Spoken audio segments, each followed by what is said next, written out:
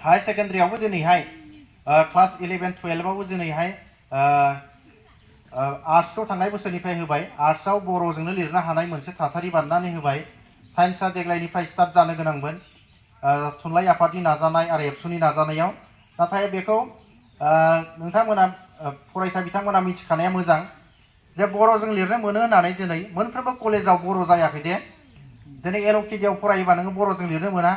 दिनै राङापारा कलेजाव फरायोबा नोङो बर'जों लिरनो मोना बेबायदि थासारिया देग्लाय जाबाय माखासे कलेजा लाथ'वाखै माने बर' मास्टार गैया जोंनाव होननानै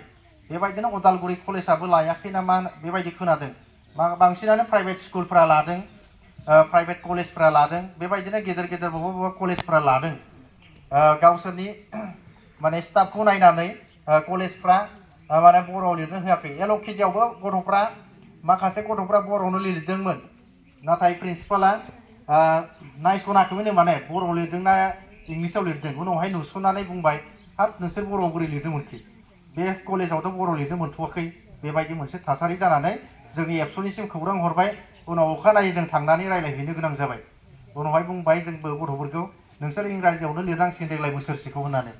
दा देग्लायहाय मा जायो बेखौ बुंनो हाया जोङो प्रिन्सिपालजों रायज्लायदों एल'केडिनि नाथाय बिथांमोना बुंबाय थायो नोंथांमोना अर्डारखौ गुवाहाटीनिफ्राय लानानै फै नोंथांमोना अर्डार होयोबा जों गाबोन समफोर लिरहोगोन दा बेबायदि जानानै दङ दा जोंनि गार्जेनफ्रा जोंनि गथ'फ्रा सानो जे बर'आ गासैबो कलेजाव लिरनो मोनसिगोन नाथाय बिदि जाथ'वाखै बिदि थासारिखौ दिनै सोरजिनो हायाखै माखासे कलेजावल' जाथ'दों जायफोर कलेजफ्रा दिनैहाय गोसो गुदुं दङ मोजां दा बिथांमोना दिनैहाय लिरहोबाय दा बेनिखायनो नोंथांमोना नायै सानै मोजाङै बर'जों लिरनो गोसो ना इंराजिजों लिरनो गोसो बेखौ नायनानै नोंसोर एप्लाइ खालामनांगोन बे साननैसो उनावनो दर्पण होननाय मोनसे पर्टेल थायो अनलाइनाव बेयाव नोंसोर मानो रेजिस्ट्रेसन खालामनांगोन मिथिबाय ना दर्पण होननायाव अनलाइनाव रेजिस्ट्रेसन खालामनांगोन मबाइल मोजांबा मबाइलजोंबो जायो आरो लेपटपफ्रावबो जायो दा बेखौ बेयाव एडमिसन जाया दे दर्पणआव नोंसोर एप्लाइ खालामनानै दोननांगोन आरो बेयाव एप्लाइ खालामनायनि उनाव बै कलेजा नोंखौ एक्सेप्ट खालामो ना रिजेक्ट खालामो बै कलेजा एक्सेप्ट खालामोबा बै कलेजाव नों एडमिसन मोनगोन आरो रिजेक्ट खालामदोंबा नों मोननाय नंला दा बेबायदि दानि जुगनि एडमिसना